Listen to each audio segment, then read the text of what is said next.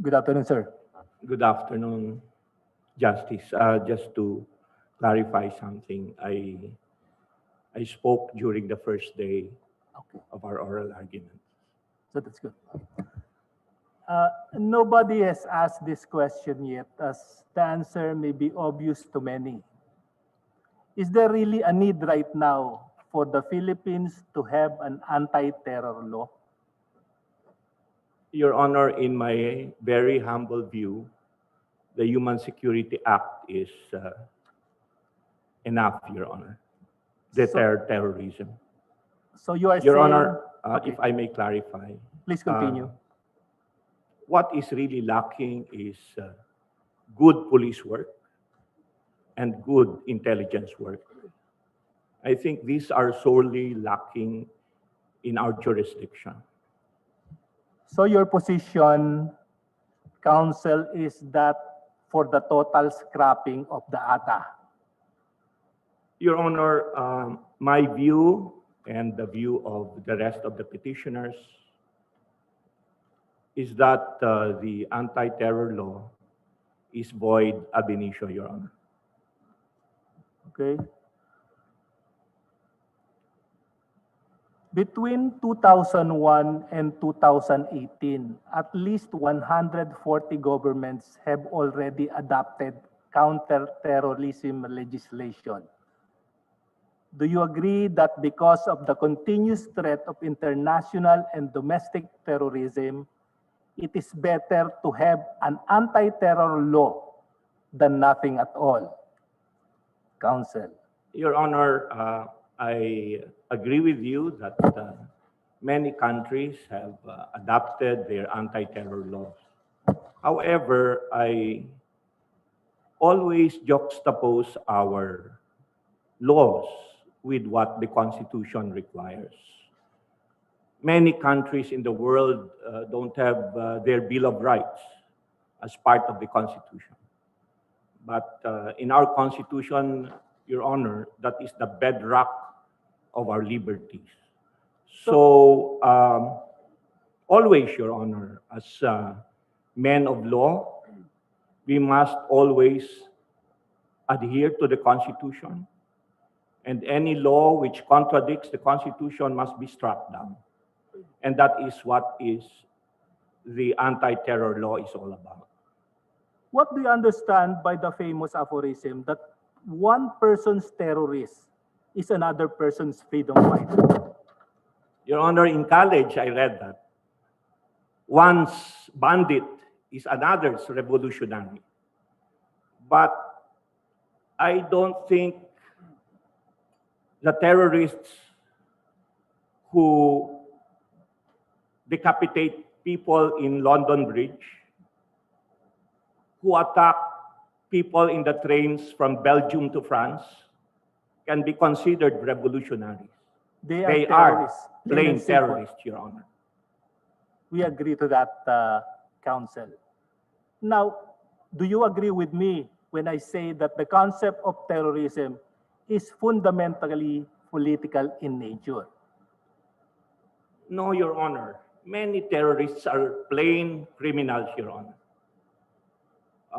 I don't think a terrorist should be classified as a revolutionary. It gives revolutionaries a bad name, Your Honor. Is it not that until today, the international community has yet to adopt a comprehensive and universal definition of terrorism, counsel? I agree very much, Your Honor. Okay. And because of this lack of a comprehensive and universal definition thereof,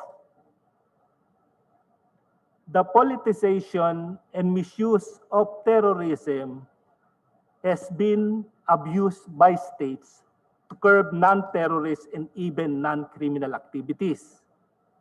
Am I right? Yes, Your Honor. Is this exactly the same fear you have right now, counsel? Your Honor, it is not fear because many features of the anti-terror law are plainly unconstitutional. Okay. It's beyond my personal beliefs, Your Honor. It's about the law being unconstitutional. Because it redounds to a lack of proper definition of terrorism. In fact, the entire international community has different definitions of terrorism, Counsel. Yes, Your Honor, I agree. Is this not merely a problem of enforcement and implementation of the anti-terror measures, Counsel? I don't agree, Your Honor, because, for example, it has been repeatedly discussed in the past days about the 24-hour detention period without warrant of arrest. This is really abhorrent, Your Honor, to the Constitution. So you are saying now, Counsel, that anywhere in the world, the definition of terrorism is unsettled.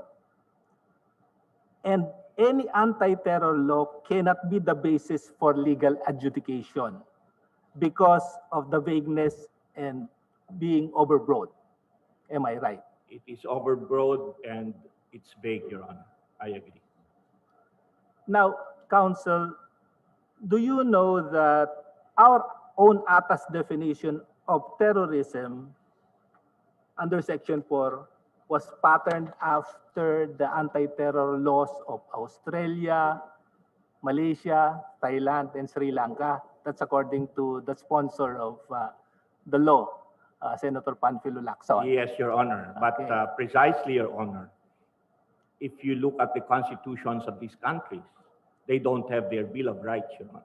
Do you also know that there are no substantial differences with our definition and the definition of terrorism in the anti-terror laws of United Kingdom, United States, Canada, and even Russia? Do you know Yes, that? Your Honor. You agree? Of all the anti-terror measures in the world you have come across with, what do you think is the most ideal anti-terror law of any country, Counsel? That is a very difficult question. Any to wild answer. guess? But, The US? Your Honor, it really depends on the setting of the anti-terror law. Okay. And I believe there is no comparison and there is no anti-terror law applicable to the country, Your Honor.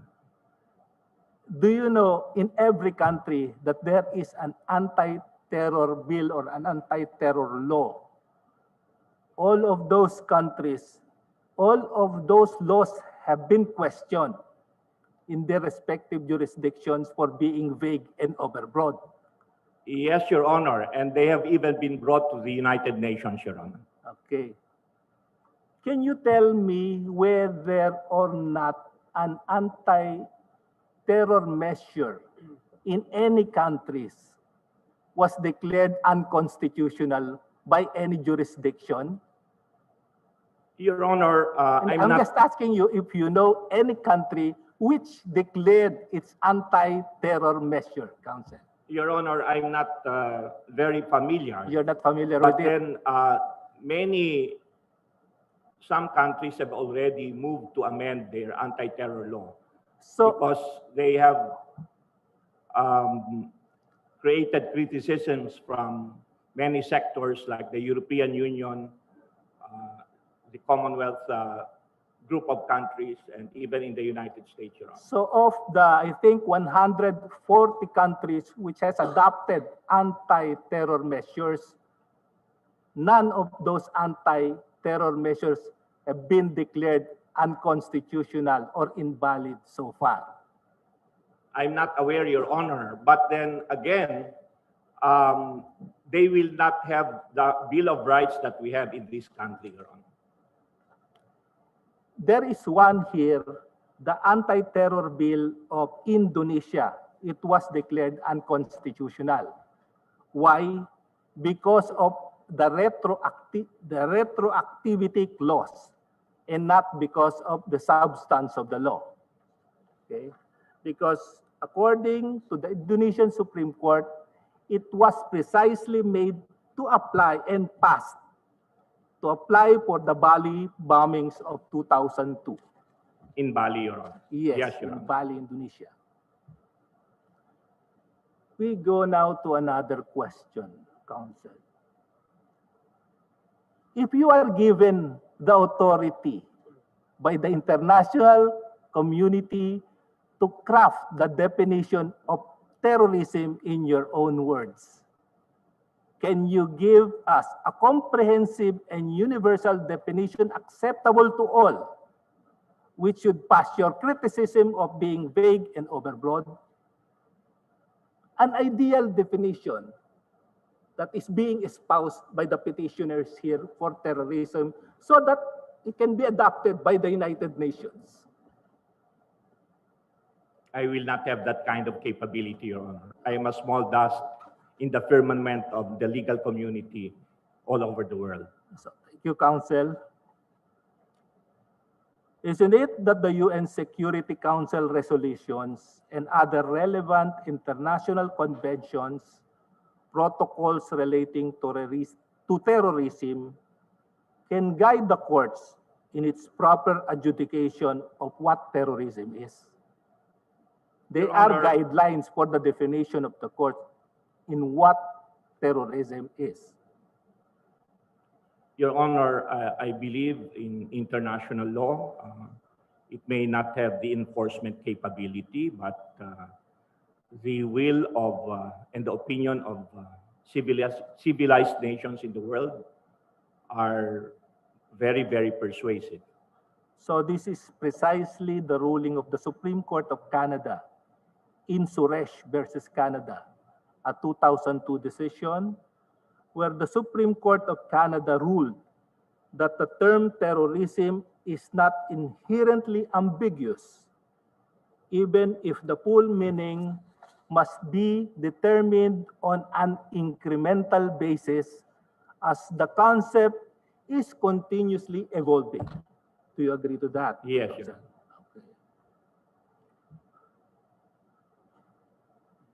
Now, the UN, pursuant to Security Council Resolution 1373 cited in the ATTA, calls upon states to become parties as soon as possible to relevant international conventions and protocols and so on relating to terrorism. Is the UN Security Council Resolution 1373 cited in the ATTA as a source of a binding obligation for UN member states?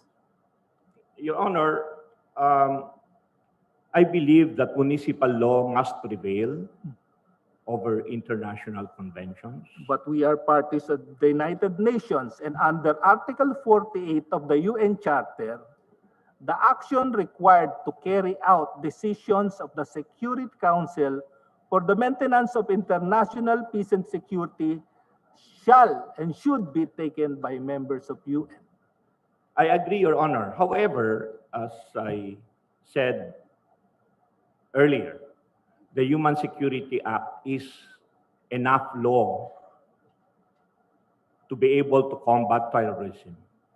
And I go back to my thesis that what should be encouraged, what should be strengthened is good intelligence work and good police work. Now, Counsel, you are saying that the HSA or the Human Securities Act is a better law than the ATTA because it states therein the predicate crimes to constitute terrorism. Am I right? One of the reasons why you say it is a better law. Yes, Your Honor. The predicate crimes are enumerated. But would this not restrict the prosecution and deterrence of terrorism if you state the predicate crimes? I don't believe so, Your Honor. But let us put this in a proper context. We all live in an imperfect world. There will be imperfections. We cannot guarantee a terror-free country. No country will be able to guarantee that, Your Honor. But in balancing our individual rights, as stated in the Bill of Rights, Your Honor, I think the Human Security Act is the better law, Your Honor. But you say that terrorism, the concept of terrorism is continuously evolving. If you state in the law the predicate crimes, how about in the future where a future definition of terrorism may encompass other acts or other crimes? Your Honor, then the Human Security Act can be amended to include all those other predicate What crimes. if such act were executed now, when in fact we have already declared the Human Security Act as unconstitutional? The anti-terror law, Your Honor. No. The Human Right now. Security Act has been declared constitutional. Yes. Your Honor. No. I mean to say, when predicate crimes is not encompassed by the Human Security Act, because terrorism is continuously evolving. What happens now if there is such an act? Your Honor, I could not, at this point in time, think of any other evolving predicate crime which is not covered by the Human Security Act, Your Honor.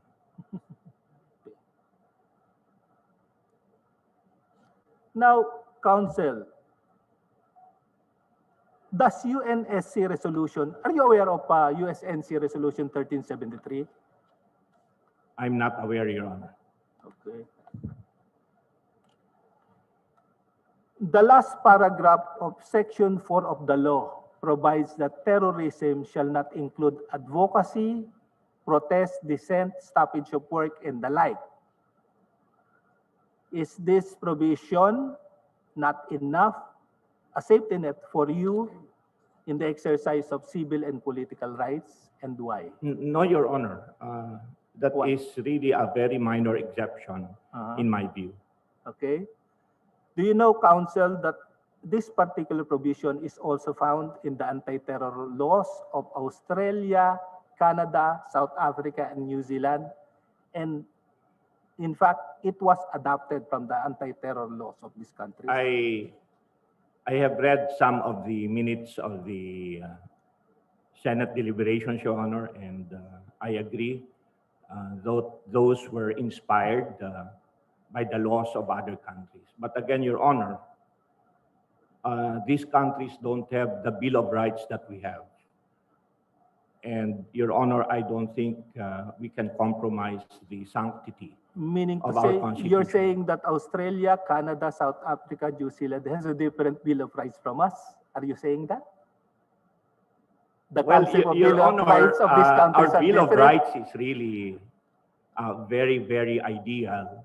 It's More ideal than Canada, South Africa, and New Zealand, Counsel? Canada and Australia, Your Honor, adopt common law. So How about the United States? the United States, Your Honor, has a Bill of Rights. Yes. I agree. And our Bill of Rights is more ideal than the United States. Well, Your Honor, in some respects, but let us see how the United States deal with terrorism.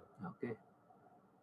It has detained indefinitely people in Guantanamo Bay, More which than is the usual outside the number of- jurisdiction of the United States. Yes. I think that is really abhorrent, Your Honor. Many detainees there have been incarcerated for the past 15, 18 years. And succeeding presidents of the United States have promised to close the detention facilities in Guantanamo Bay, but they have not done so. So, Your Honor, this matter of the United States speaking against terrorism is really not very ideal in my view, Your Honor. What's the status of the anti-terror laws of the United States? Are they still valid and binding right now, or declared unconstitutional? I did not get your question, Your Honor. What is the status of the anti-terror laws of the United States? Are they valid or constitutional? Or At this point in time, they are still valid and constitutional? they are still valid, Your Honor. Yes. Also, in the ATA, Section 2 particularly, it stated that in the implementation of the policy of the law, the state shall uphold the basic rights and fundamental liberties of the people as enshrined in the Constitution. Also, exercise of the constitutionally recognized powers of the executive department shall not prejudice respect for human rights, which shall be absolute and protected at all times.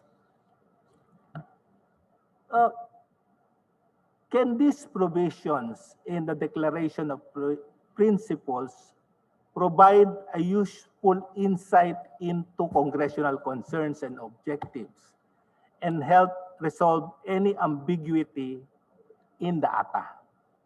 Your Honor, that is a very general statement. Yes. It is a motherhood statement.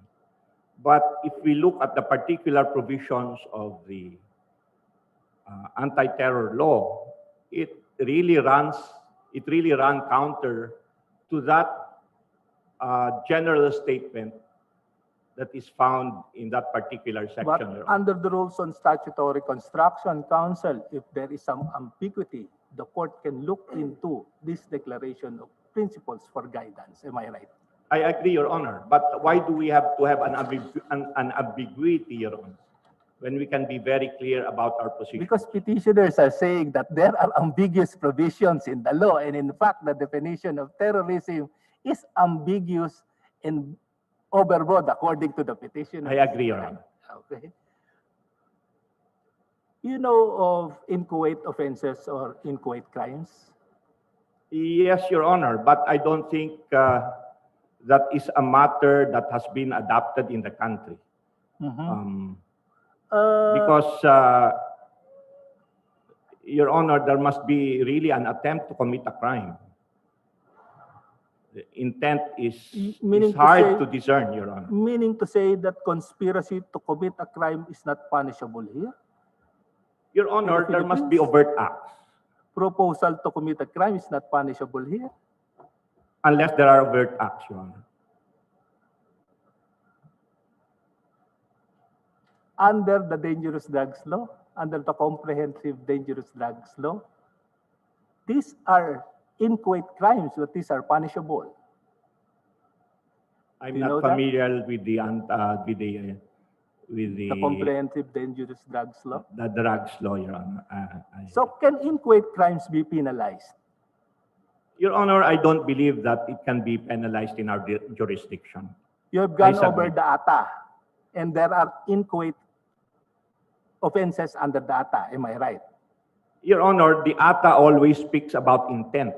But the intent is just determined by the Anti-Terrorism Council. I just want to enumerate the inchoate offenses under the ATA for your information. Now, Section 6, planning, training, preparing, facilitating the commission of terrorism is one. Section 7, conspiracy to commit terrorism. Section 8, proposal to commit terrorism.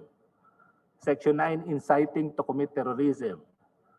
Section 10, recruitment and membership in a terrorist organization. Section 12, providing material support to terrorists. And 14, accessory to terrorism. Now, do you know the reason for the inclusion of these inchoate offenses in the ATA? Counsel. Yes, Your Honor. What is the reason for the inclusion of these inchoate offenses in the ATA? Your Honor, I believe that it is simply to give a broader discretion to the Anti-Terrorism Council. No, it is in deference to the requirements of United Nations Security Council Resolution 1373 and the other United Nations security resolutions. Now, can you give me the reason why or the rationale why these inchoate crimes and offenses are being punished under the ATA or pursuant to the requirements of the Security Council resolution? Your Honor, It is for prevention and deterrence. ostensibly, Your Honor. Okay. Now, do you want to have these inchoate offenses excluded and decriminalized? Because they are not part of the HSA. You want this to be removed from the ATA, these inchoate offenses, Section 6, Section 7, Section 8, Section 9, Section 10, 12, and 14? Your Honor, I believe that there must be overt acts before one can be punished or one can be Meaning to say prosecuted. that us will have to wait for some overt acts before we act to arrest a person who is committing or who is conspiring to commit terrorism, who is proposing to commit terrorism, who is inciting to commit terrorism, among others. We have to wait for an overt act that there exists already an act of terror. Your Honor, I disagree with that premise, Your Honor. So Your please Honor, explain. as I said, with good intelligence work and with good police work, we can be able to prevent these things from happening. So the matter really is with implementation. The problem is execution and implementation. You need not declare the law unconstitutional if it's a problem merely of execution and implementation. Am I right? No, Your Counsel? Honor, it is not a problem of execution and implementation. It is a clash between this law and the Constitution. Thank you, Counsel. Thank you very much. Can I, you may take your seat. Thank you. Salamat po. Can I ask either congressman about Section 29 of data? This is just a follow-up on the questions of the Chief Justice last time. Kahit sino. Congressman Lagban?